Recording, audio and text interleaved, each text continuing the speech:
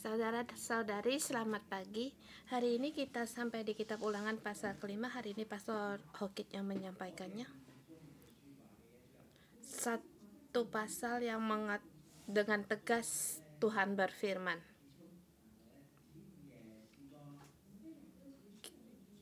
Kita di kitab Agung yang terakhir kita mengatakan tentang nyala api Tuhan.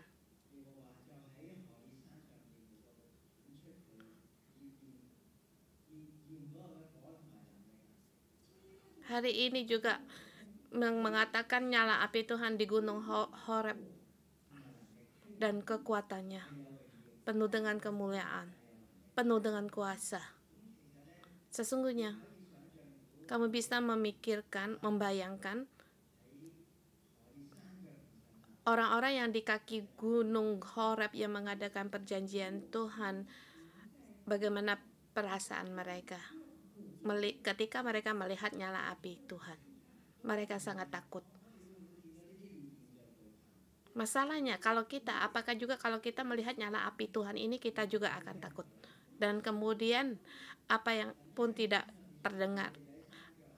Allah di atas gunung berbicara, kita di kaki bukit, kita gemetaran.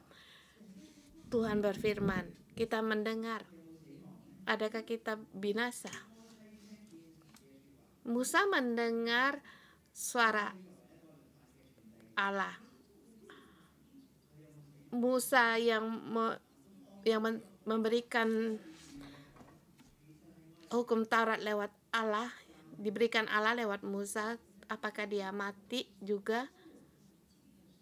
Di sini sesungguhnya memberitahukan kita, Musa tidak mati. Kita harus takut akan Allah.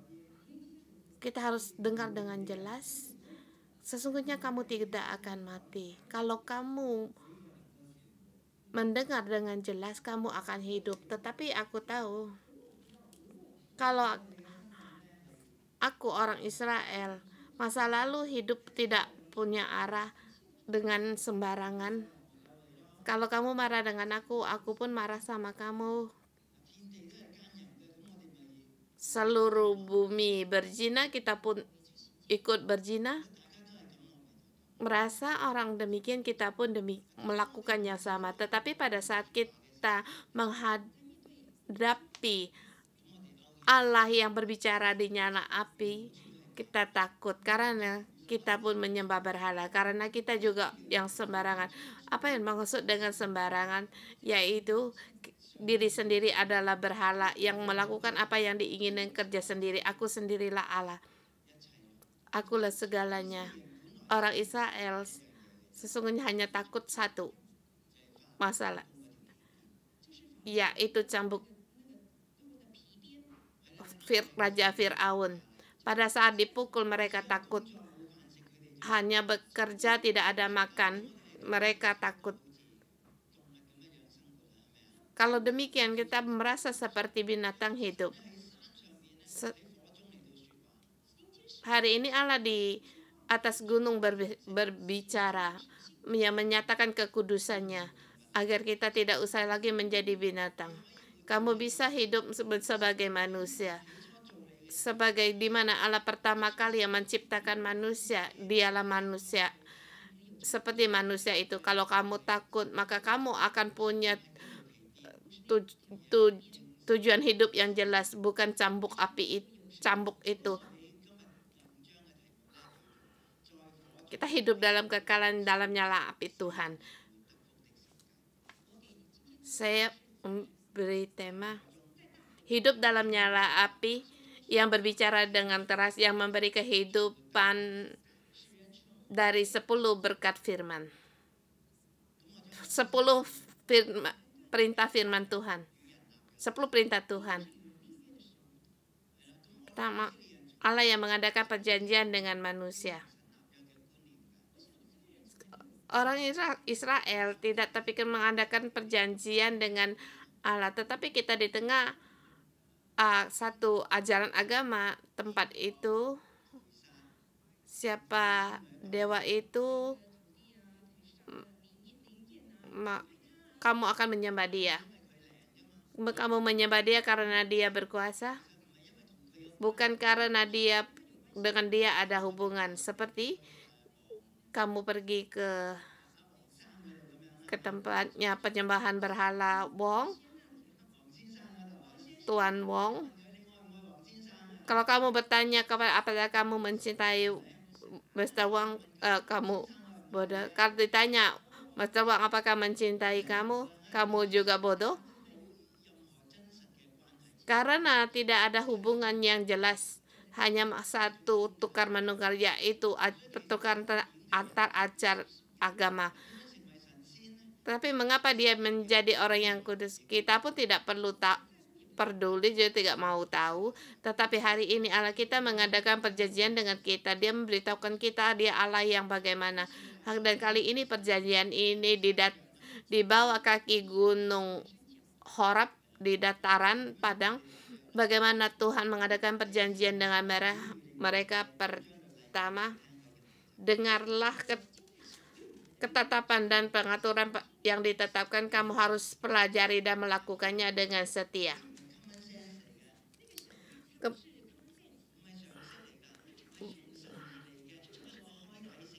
Yaitu satu firman yang permulaan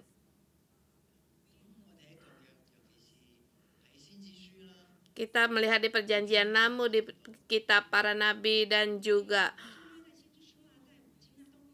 para nabi dikatakan perdengarkan.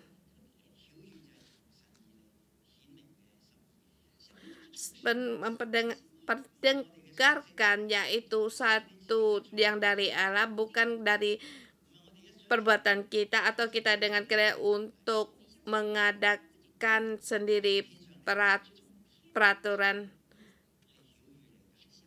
yaitu ketetapan dan peraturan.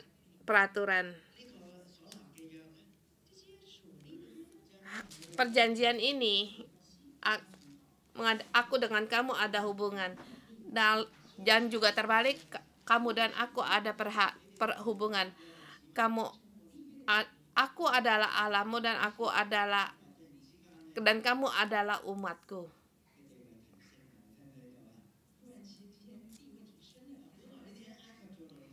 Sebelumnya yang jadi budak di Mesir, nih bagaimana bisa diangkat menjadi partner dengan Allah yang mengadakan perjanjian? Tetapi Allah, dia mengikat janji dengan kita karena dia menghargai kamu. Pada saat kita bersama dia, kita seperti diikat bersama dengan kita. Bukan kita diikat oleh Allah, tetapi kita bersama dengan Allah.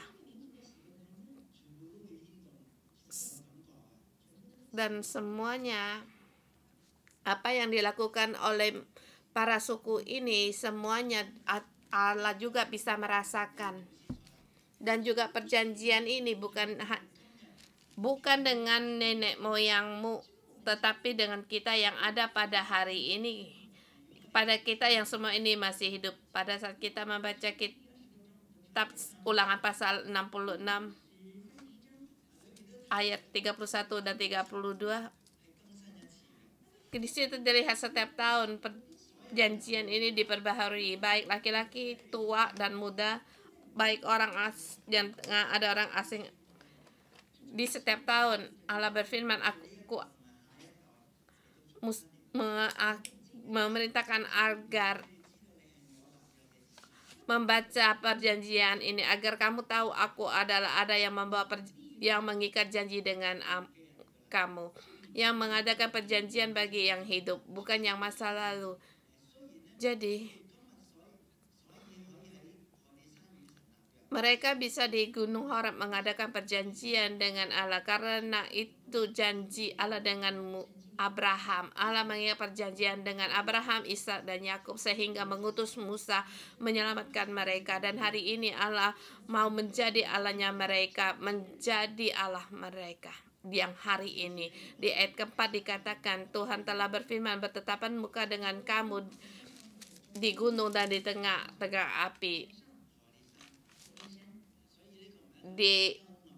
gunung, bukan tempat yang gelap, bukan satu agama yang dengan sembunyi-sembunyi. Hanya orang tertentu yang bisa pergi masuk. Tetapi di sini dia di siang hari dengan terang berbicara di atas gunung. Semua orang bisa melihat dan juga dikatakan di tengah-tengah api. Ini adalah nyala api Tuhan. Dia turun di Gunung Horeb. Iya, Allah tidak tinggal di Gunung Horeb, tetapi Allah di Gunung Horeb bertemu dengan, menampakkan kepada umatnya yang di sini juga saya mengadakan tentang 40 tahun di pengembaraan di situ, di mana ada tiang awan dan api. Tetapi di sini nyala api yang di Gunung Horeb itu yang dulunya belum pernah lihat, yang begitu penuh dengan kuasa, dengan kemuliaan, karena Allah berhadapan dengan mereka berfirman. Ya, apa yang dimaksud dengan berfirman? Kita sebagai hambanya, kita sebagai partnernya. Demikian terhadap orang Israel. Di tengah-tengah api memberikan 10 perintah Tuhan. Ini ada satu konsep yang ada di kitab Ulangan. Di kitab Keluaran juga kita pernah membaca bahwa Allah telah memberikan 10 perintah Tuhan. 10 perintah ini, tetapi tidak dengan jelas dipertegaskan berfirman di tengah-tengah api. Tuhan berbicara di tengah-tengah api. Tetapi di sini dikatakan dengan jelas Tuhan telah berbicara dengan berhadapan di tengah-tengah api. Kemudian di belakang dikatakan ada 37 kali Allah berbicara di tengah api. Dan di tengah-tengah ayat 6, ya, itu 10 perintah. Kemudian di bawahnya lagi dikatakan Allah berbicara di tengah nyala api, di tengah api. Dengan jelas dengan yang terakhir, di paragraf yang terakhir itu dikatakan ada 7 kali Allah berbicara di tengah api. Ini adalah kemuliaannya dan kekudusannya. Akhirnya Allah melihat mereka dan bisa mendengar dia berbicara. Dia bukan Allah yang bersembunyi atau yang tersembunyi. Dia menyatakannya di hadapan umatnya di tengah api. Sesungguhnya tidak orang yang bisa sanggup bertahan. Tetapi di ayat 22 dikatakan dari tengah-tengah api, awan, dan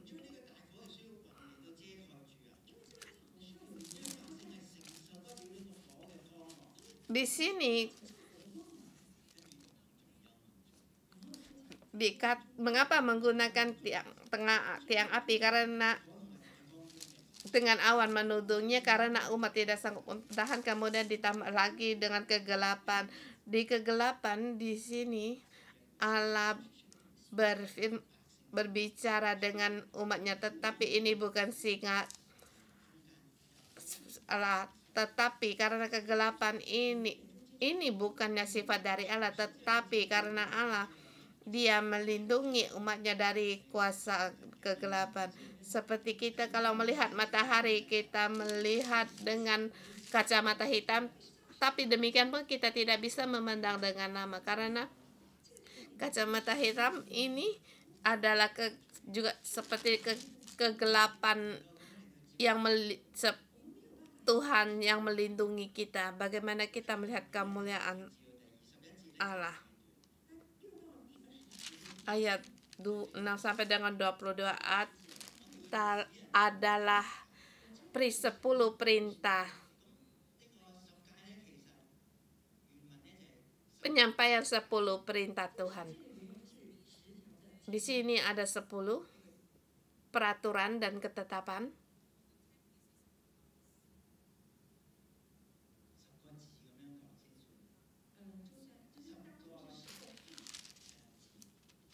Sepuluh surat.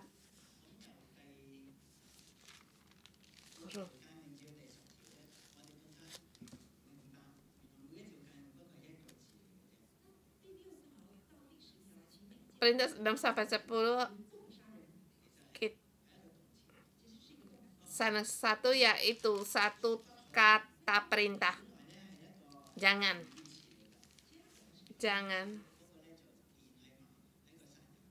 Tetap seperti jangan membunuh.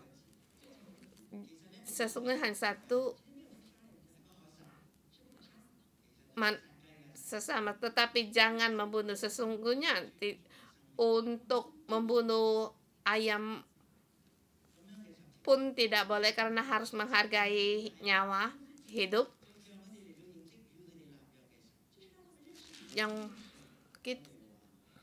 Dan yang terakhirnya harus mengenal akan Allah.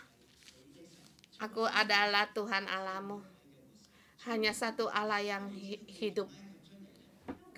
Kita tahu dia keluar dari Mesir dulu. Mereka dulu menyembah berhala, apa yang disembahkan oleh orang Mesir. Mereka pun menyembah karena mereka takut. Pada saat mereka keluar dari Mesir, mereka membawa emas perak dari Mesir. Kalau kalian ingat,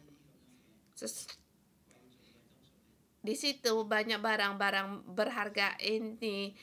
Mereka itu dibentuk bermacam-macam bentuk persembahan atau berhala. Mereka pakai di tubuh mereka. Di lembu emas, mereka telah membuat lembu tuangan, membuat berhala.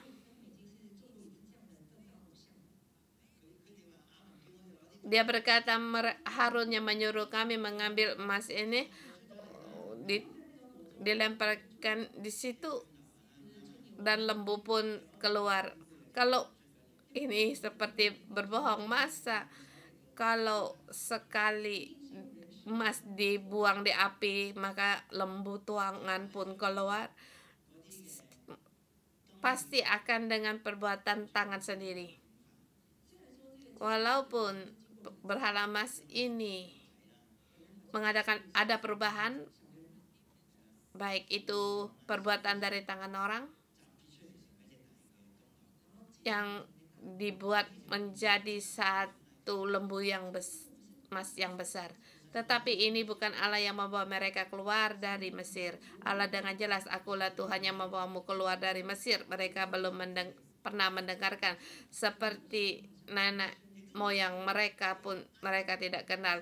Karena di dalam begitu, mereka juga tidak tahu begitu banyak bermacam agama yang di Mesir. Sesungguhnya Allah Israel hanya Allah satu-satunya. Jadi tidak perlu menyembah katak, tidak perlu menyembah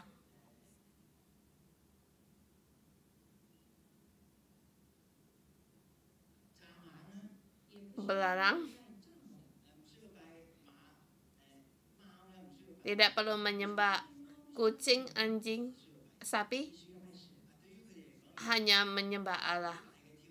Bagi mereka ini satu tantangan yang sangat besar. Dulu mereka apapun mereka sembah dan juga mengikuti keinginan mereka sendiri. Karena yaitu menurut ketakutan untuk menyembah Allah, dewa Allah ini, bukan karena menyembah mereka karena mereka takut. Kalau kamu pergi ke Indonesia, pergi ke Taiwan, kamu akan melihat kuil-kuil ini. Patung-patung ini matanya sangatlah jelas, membelalak seperti agar orang takut pada mereka. Kamu tidak mencintainya, tetapi Allah walaupun tidak punya punya bentuk atau rupa, tetapi dialah Allah yang mengeluarkan kita, yang keluar dari Mesir. Ini adalah kasih. Kalau dia tidak mencintai kamu, mengasihi kamu, mengapa dia mau bawa kamu keluar? Mengapa dia membebaskan kamu dari perbudakan di Mesir? Kalau dia Allah pencipta, kalau dia bukan mencintai kamu, dia tidak akan menyelamatkanmu, tetapi dia menyelamatkanmu karena dia maha kuasa, di alam yang pencipta dan yang melebihi dari segala Allah yang di Mesir. Dan dia berbicara di tengah api. Dia kembali berkata, selain aku tidak ada Allah lain. Aku di antara kamu dan aku dan segala sesuatu berhala, semuanya harus sujud. Mereka tidak nyata. Jangan menyembah sembarangan. Jangan karena takut kamu menyembah barang-barang ini. Jangan membuat patung. Ini satu perintah yang pertama. Di manusia ingin melihat satu yang bisa dilihat untuk menyembah. Kalau kamu tidak melihat bagaimana kamu menyembahnya, sesungguhnya kamu tidak perlu untuk melihatnya. Yang penting di dalam hatimu jangan jelas dengan nyata.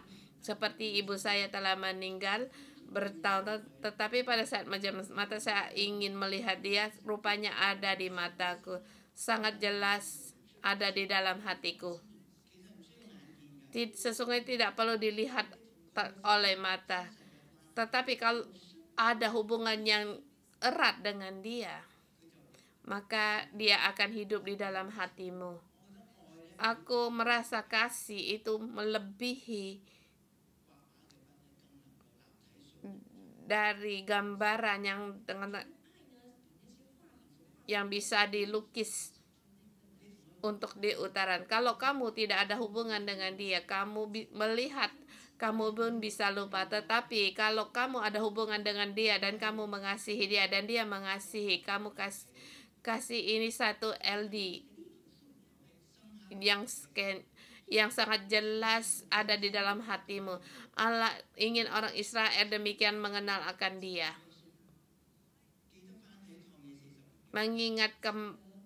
Ingatkah akan 40 tahun di pengembaraan di padang gurun? Ingatkah dengan menggunakan 10 kutuk di Mesir membawa kamu keluar? Ingatkah kamu pengalaman yang mengeluar dari melewati laut Taberau? Segala peristiwa alam memberitahukan bahwa aku adalah Allah. Aku dengan awan dan api menuntunmu. Ikulah Allah di tempat di padang gurun yang tidak punya makanan memberikan mana. Segala di tanah Kanaan yang membunuh orang Amori, Raja Amori, mereka orang raksasa. Allah dengan satu peristiwa dan dengan peristiwa memberitahukan kepada orang Israel agar mereka tahu bahwa aku adalah Tuhanmu. Walaupun kamu tidak terlihat olehmu, tetapi dari pengalaman kamu mengalami dia di dalam kasih, kamu bisa melihat akan dia. Jadi di perintah yang ketiga, bukan hanya untuk tidak membuat berhala dan juga jangan sujud menyembah dia. Kalau kamu tahu aku adalah Tuhan Allahmu, maka kamu akan membangkitkan cemburuku. Cemburu adalah satu cinta yang spesial. Karena kalau kamu cinta, maka ada reaksi dari hubunganmu. Seperti kamu melihat di film, kalau para pemeran artis bagaimana cantiknya begitu saling mencinta, sesungguhnya itu bukan urusanmu, bukan karena cinta mereka membuat kamu cemburu. Tetapi kalau kamu menjadi seorang ibu, kalau anakmu dianiaya orang, maka amarahmu akan timbul karena ada hubungan. Al-Am berkata kepada orang Israel, karena aku dengan kamu ada hubungan yang nyata. Kalau kamu menyembah berhala, maka aku akan cemburu. Dan aku akan menuntut dosamu, menuntut sampai keturunan ketiga dan keempat. Dengan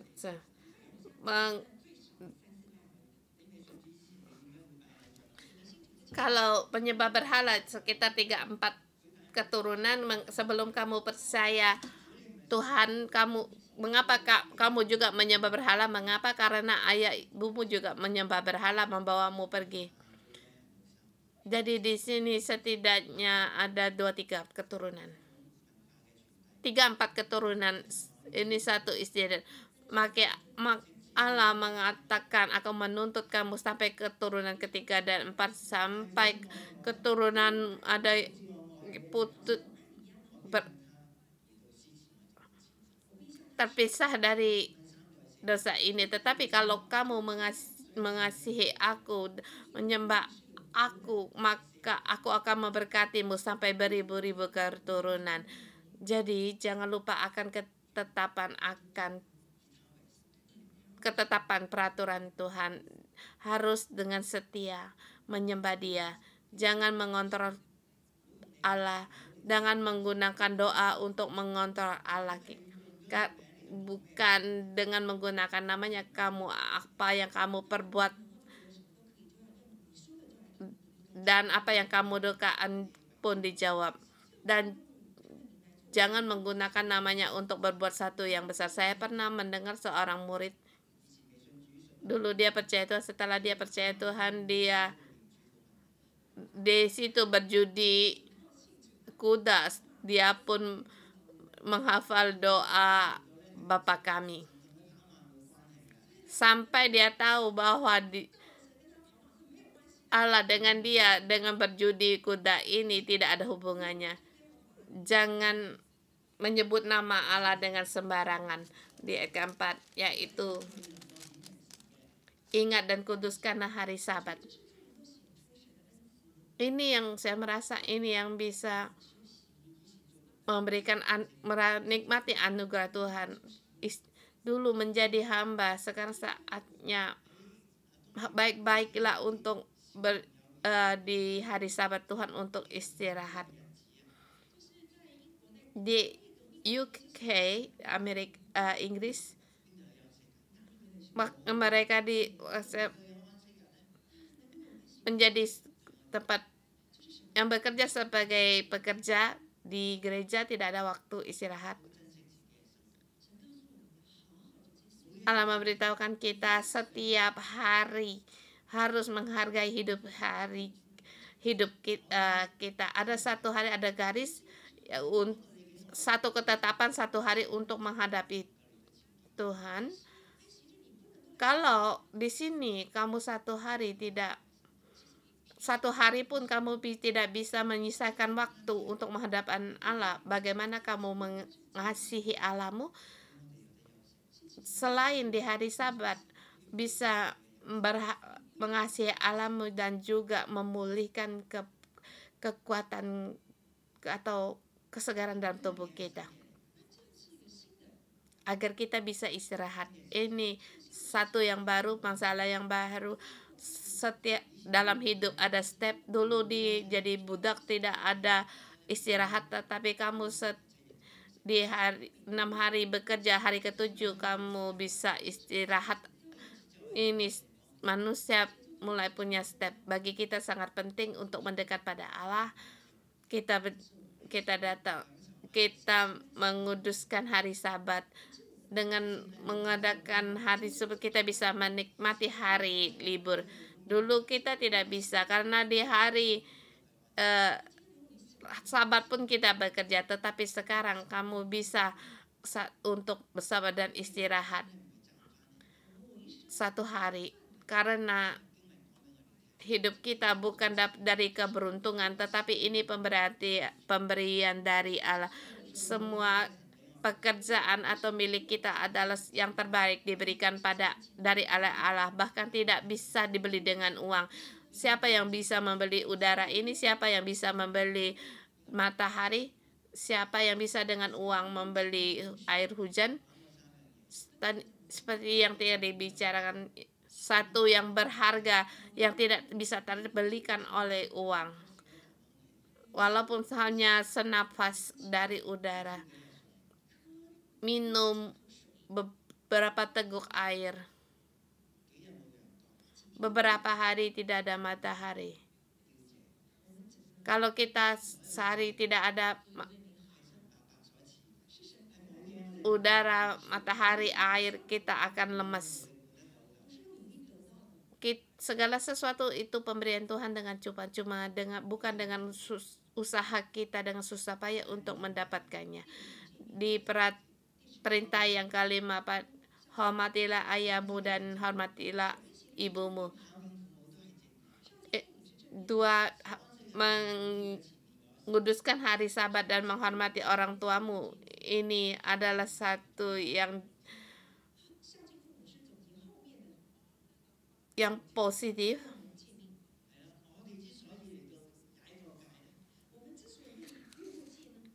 Kita bisa melewati batas karena kita tidak bisa menghormati orang tua kita.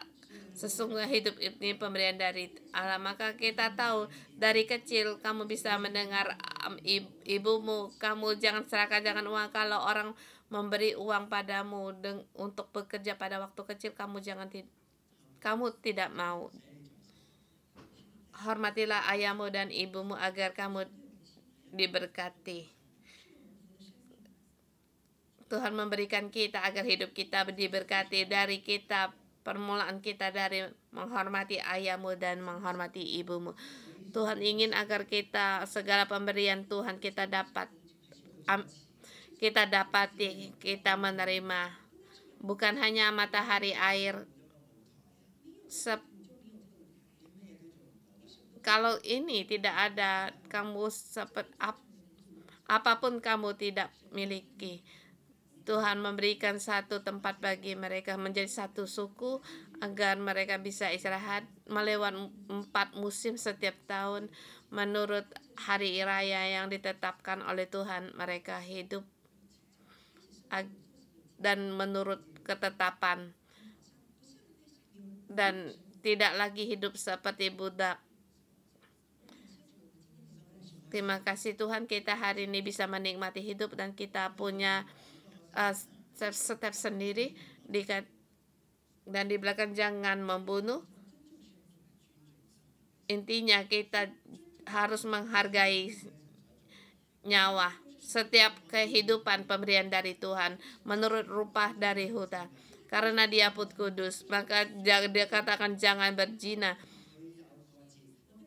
Walaupun dia tidak baik dengan aku, tetapi kita pun harus menghormati karena dia juga diciptakan Allah. Dia menindas aku.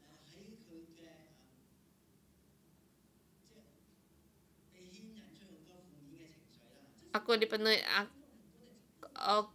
oleh emosi yang negatif. Saya pun harus mengaku.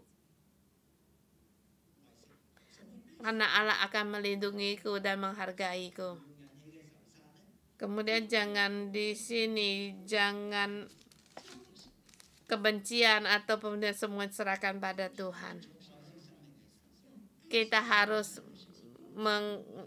menghargai akan kekudusan, hidup dalam kekudusan, hidup karena Allah kita kudus. Kita bukan yang karena mengapa kita punya kehidupan, karena kita punya roh dan juga kita punya jiwa, pengalaman dari tubuhmu yang membentuk karaktermu. Hargailah tubuhmu, yang hargai dirimu dengan baik-baiklah menghargaimu dalam rumah tangga. Jangan mencuri, harus menghargai kekudus dari barang-barang segala sesuatu. Jangan memberikan saksi dusta atau mengingini hak orang lain. Kalau kamu mengucapkan saksi dusta, maka karaktermu pun akan turun. Sikap adalah kekudusan. Kemudian 10 perintah yang terakhir yang terpenting itu jangan menginginkan istri sesamamu.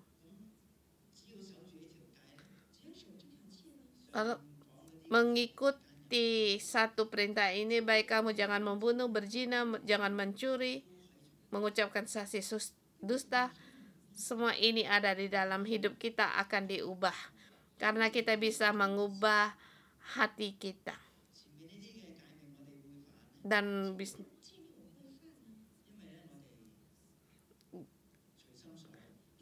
perintah ini bisa kita langgar karena kita sering mengikuti akan keinginan diri kita, nafsu kita sendiri, dengan hasrat, dengan mengingini milik orang lain.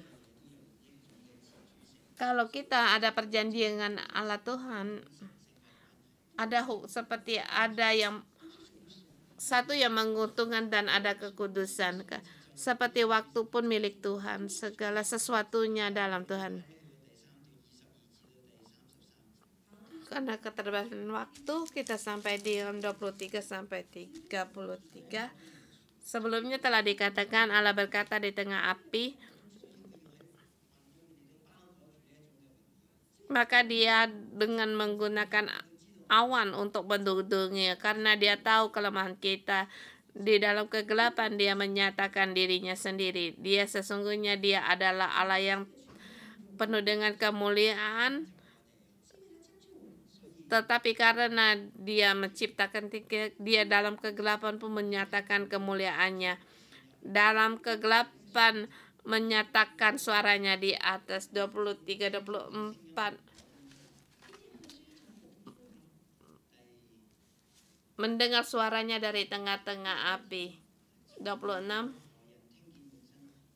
Sebab makhluk manakah yang telah mendengar suara dari Allah yang hidup, yang berbicara dari tengah-tengah api?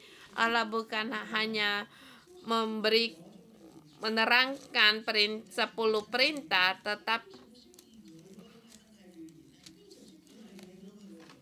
dia berbicara, yaitu satu bahas tubuhnya, agar kita bisa melihat.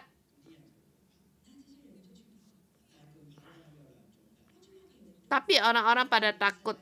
Ada dua macam ketakutan.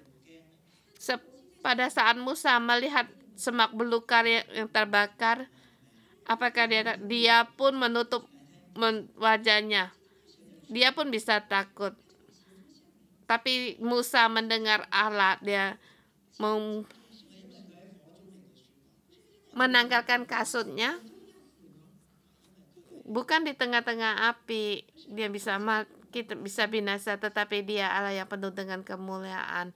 Kita melihat di dalam kegelapan, kita melihat kita sendiri tidak layak, ya hanya di terang api menerangkan akan Allah, menyatakan dirinya dalam api, dalam kemuliaan. Kita pun melihat itu pun merasa tidak layak.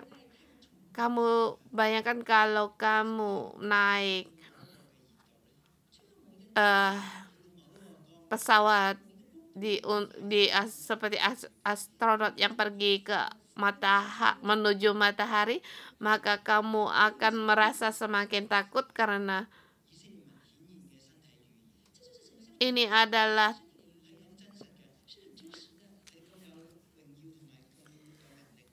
Allah dengan api menyatakan salah satu menunjukkan akan bahasa dalam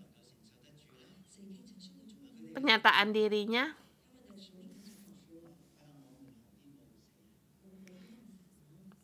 Di tengah-tengah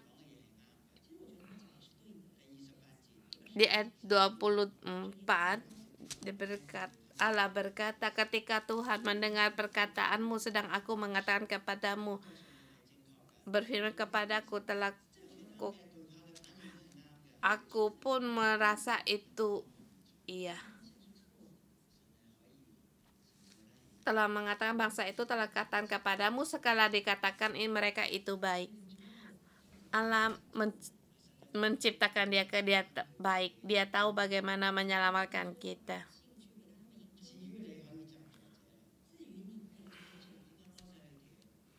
Asal kamu bisa, mengapa Musa bisa berdiri di situ? Mengapa dia tidak dihanguskan?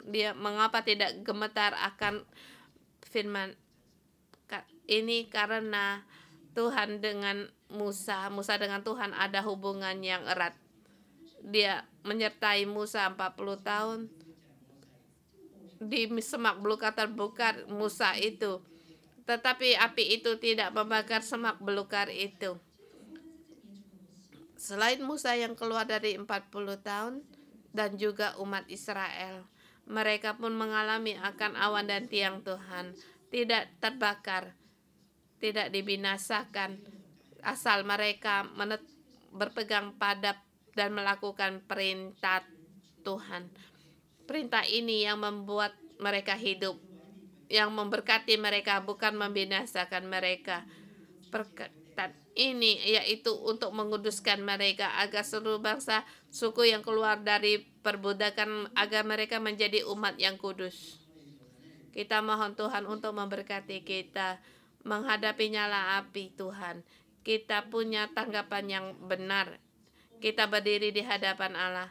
Kita sebagai orang generasi yang diberkati, keturunan kita juga karena mereka pun diberkati. Kita memuji Allah kita.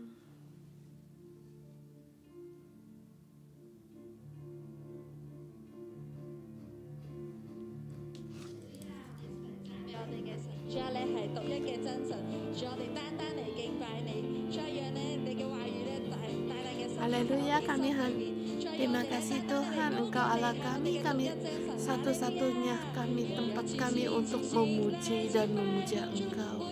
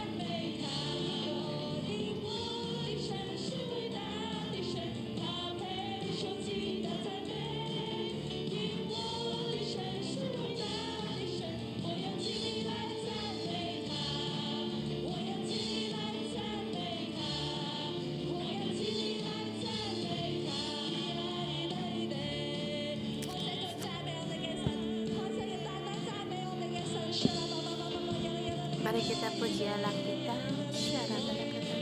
Syara bara bara bara bara.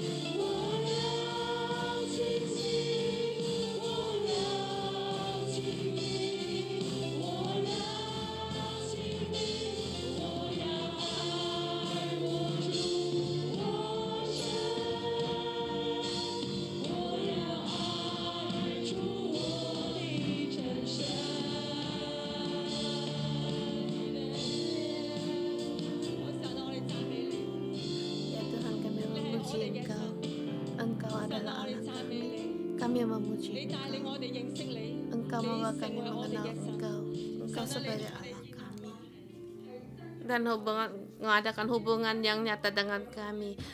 Engkau bukan hanya Allah yang penuh dengan kuasa, penuh dengan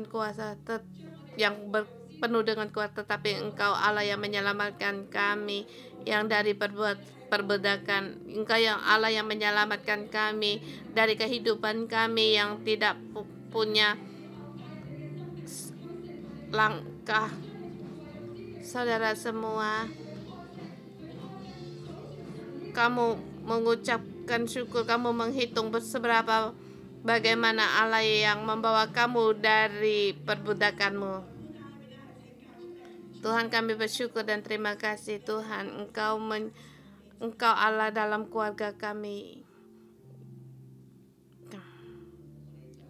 Tuhan, kami memuji Engkau dari hidup kami yang penuh, dari kekosongan kami, dari kesebatangan kara kami keluar, sehingga hidup kami punya harapan dan berarti.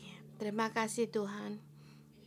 Ya Tuhan, Engkau juga memberikan anugerah yang dalam kami. Kasih karunia-Mu dalam hidup kami begitu besar dalam kami, dan hidup kami terikat dengan Engkau, dan dalam hidup kami Engkau pulihkan kembali hubungan.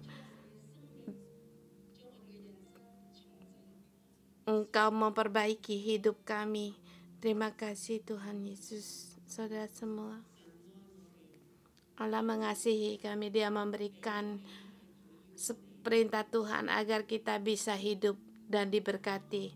Tapi pada saat kita memikir tentang 10 perintah, bagaimana hati kita Apakah aku takut aku tidak mencapai target?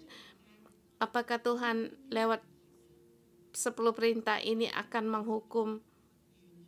Hari ini kita tahu bahwa Allah, hati kita terhadap kasih Allah tidak cukup.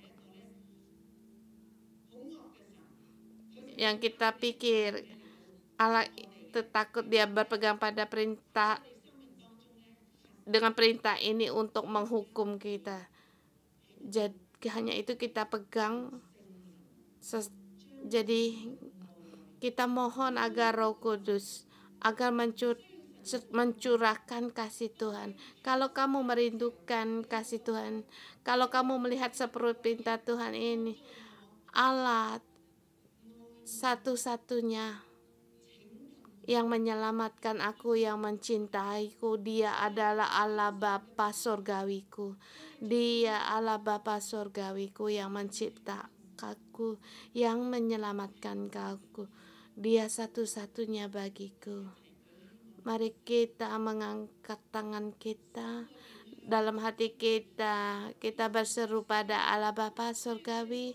Bapa, kami perlu akan kasih-Mu yang nyata, yang masuk di dalam hati kami, agar di dalam hati kami yang segala ketakutan yang ada di dalam hati kami, Engkau keluar, Engkau ambil keluar. Bapa surgawi, Engkau satu-satu yang menciptakan kami. Hanya Engkaulah satu-satu yang mencintai kami. Hanya Engkaulah yang rela untuk menyelamatkan kami. Hanya dengan putramu yang tunggal, pengorbanannya hanya untuk kami. Curahkanlah kasih-Mu, penuhilah di dalam hati kami, agar di dalam hati kami ada takut akan Engkau, dan ada kasih, ada kehormatan, dan juga hati yang penuh dengan kerinduan untuk mendekat pada Engkau, karena ketahuan, karena Engkau satu-satunya Allah yang mengasihi kami, yang menciptakan kami. Banyak lagi merindukan dengan hubungan dengan Bapa surgawi yang lebih erat lagi. Dia Allah yang penuh dengan kasih setia. Bapa surgawi,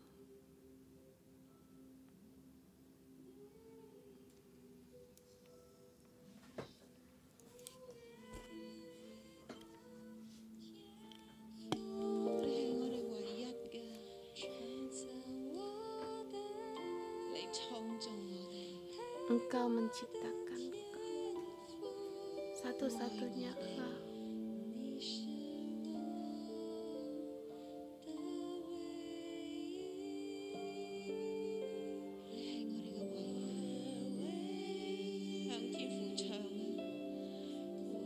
Nyanyikan lagu ini bagi Allah Bapa kita.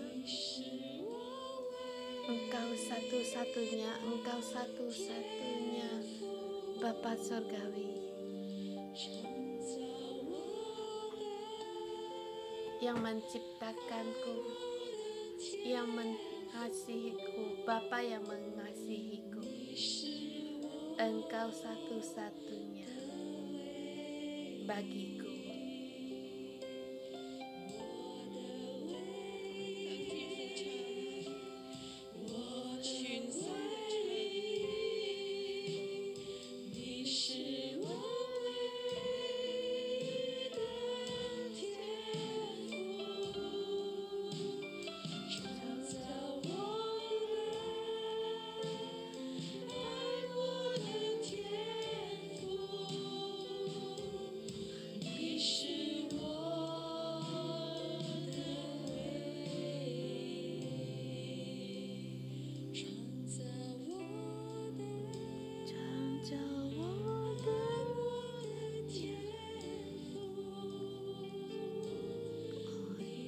Bapa yang mengasihiku, Engkau satu-satunya bagiku.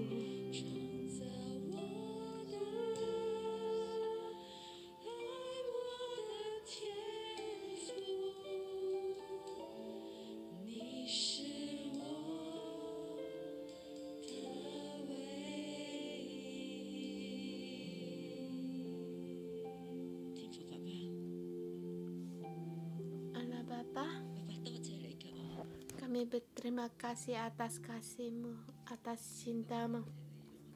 Bapa, terima kasih setiap perkara, masalah yang kami hadapi ini semua karena demi kasih-Mu. Engkau satu-satunya yang menciptakanku, yang mengasihi. Aku punya Bapa. Aku punya Bapa. Bapa adalah perisaiku. Bapa adalah sumber dari segalanya bagiku. Bapa yang memberi aku hidup. Bapa Surgawi, terima kasih Engkau mengasihi kami setiap orang. Engkau dari dulu, sekarang, dan selamanya yang mengasihi kami. Kami semua adalah umat pilihan-Mu. Tuhan, Engkau memberi kami ada 10 perintah. Setiap perintah adalah kasih. Tuhan, Engkau ingin kami kudus. Engkau ingin kami di dalam kasih-Mu.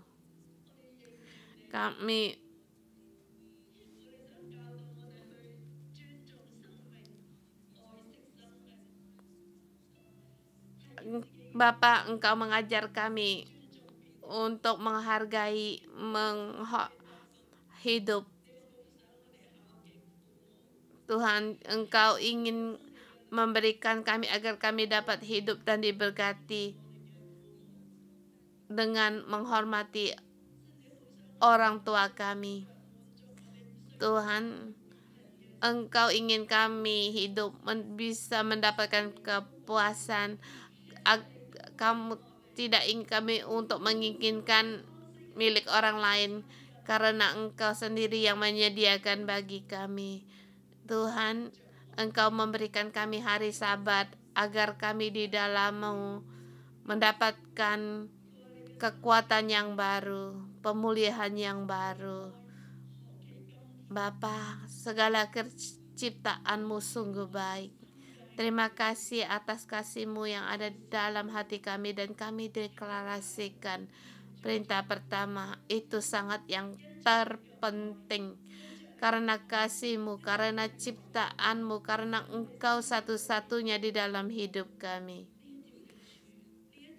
Tiang ini, fondasi dari tiang ini seluruhnya ditancapkan dalam hidup kami. Bahkan kami tidak takut. Kami tidak lagi takut segala sesuatu yang di bumi ini, karena segala sesuatu yang Kau berikan kepada kami ini adalah berkat dari-Mu. Walaupun apa yang kami hadapi sekarang dalam situasi apapun, Bapa, kami tahu Engkau adalah perisai kami, gunung batu kami, kubu pertahanan kami. Tuhan, kami tidak takut. Kami mau merindukan akan firman-Mu, rindu akan segala ketetapan-Mu.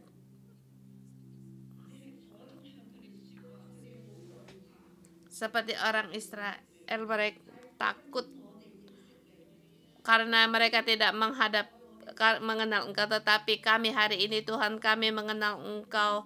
Engkau adalah Allah, Bapa kami, seperti Musa yang melepaskan kasutnya, bukan karena dia takut melarikan diri, tetapi karena dia melepaskan sandalnya untuk mendekat pada Engkau, untuk menerima misi yang Engkau berikan, dan bahkan masa depan. Saudara semua, nyala api Tuhan berfirman pada kita.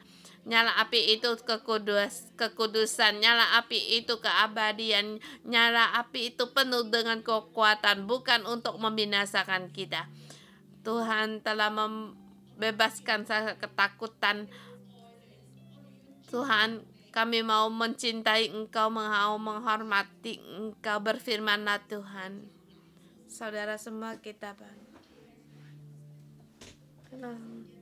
kita di hadapan Allah, Kita terima firman Tuhan. Kita seperti Musa, kita lepaskan kasut kita pada saat Allah berfirman kepada kita, berbicara pada kita. Kita jangan takut. Kita dengan menghormati lebih dalam lagi untuk mengenal Allah Bapa kita. Bapa, ya Allah kami saat ini, turunlah apimu. Turunlah apimu untuk membinasakan segala noda kami. Sucikanlah kami. Kuasamu penuh dengan kekudusan. Kemuliaanmu memenuhi altar fulai ini di tempatmu. Saudara semua, kamu terima apa yang Tuhan bicarakan bagimu.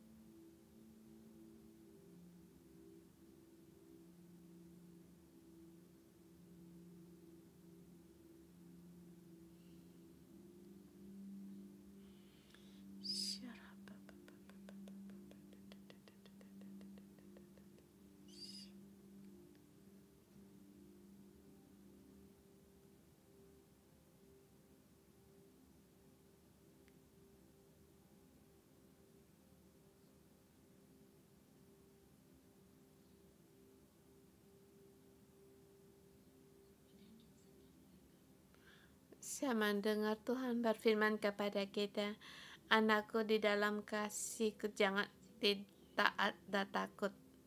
Aku mengasihi kamu setiap orang. Anakku, kamu setiap orang di mataku, semuanya berharga, sangat berharga. Tuhan berfirman, di tengah kami banyak orang yang merasa tidak percaya diri, merasa tidak layak, merasa diri penuh dengan noda, merasa diri tidak punya kekuatan. Tetapi Bapa Surgawi berkata kepada kami, kamu semua, berkata kita, aku bukan kamu ingin mengerjakan segala sesuatu untukku, tetapi aku hanya ingin engkau dengan setia dalam mengikutiku, dengan penuh merindukanku. Anakku, aku ingin kamu dengan penuh sukacita, penuh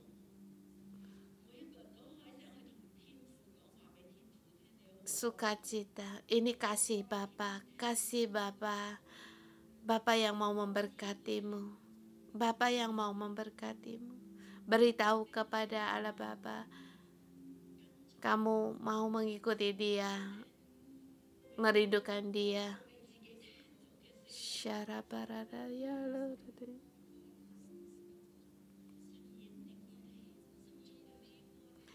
Allah Bapa menyalakan api di dalam hati kita, menyalakan api cinta kasih yang ada di dalam hati kita yang telah lama membeku.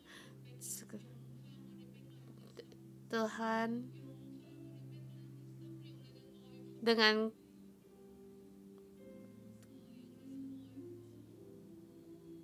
kasih apimu, cairkanlah hati kami yang telah membeku ini.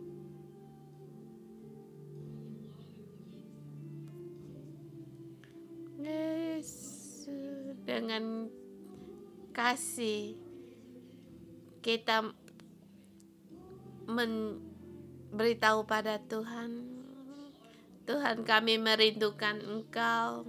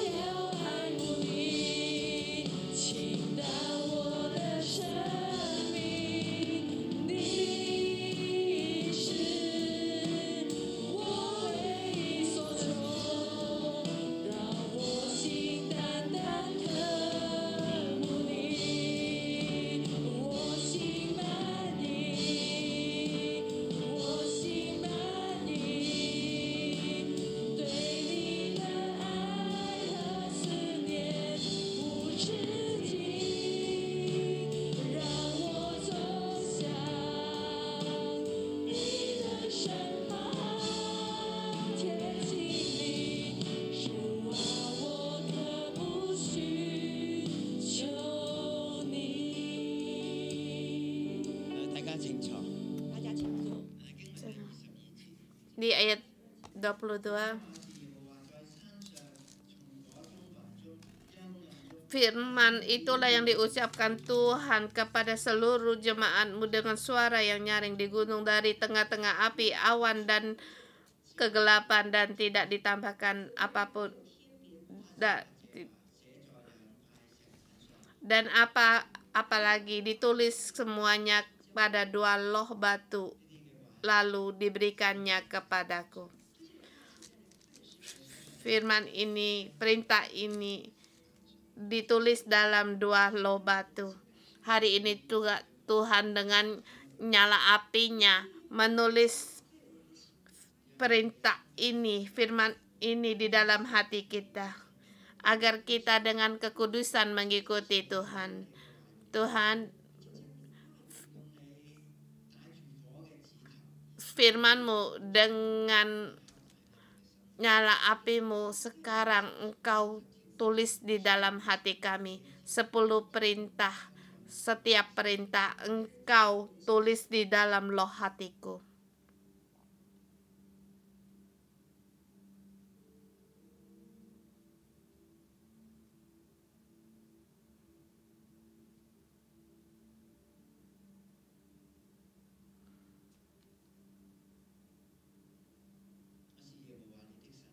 Aku adalah Tuhan Allahmu yang membawamu keluar dari perbudakan dari Mesir. Selain aku, tidak ada Allah lain. Jangan membuat patung. Jangan menyebut nama Allahmu dengan sembarangan. Kuduskanlah hari Sabat. Hormatilah ayahmu dan ibumu. Jangan membunuh. Jangan berzina. Jangan mencuri. Jangan mengucapkan saksi dusta tentang sesamamu. Jangan mengingini istri sesamamu atau milik sesamamu. Tuhan, firman-Mu ini Engkau tulis di dalam loh hati kami dengan sumbu nyala apimu. Engkau tulis di dalam loh hatiku kami. Dengan kekuatan-Mu kami bisa berjalan, bisa hidup dan diberkati. Ini adalah kehendak-Mu terhadap kami, agar di setiap hari hidup kami di bumi ini, kami hidup diberkati dan panjang umur. Engkau mendengar doa kami dalam nama Tuhan Yesus Kristus. Amin.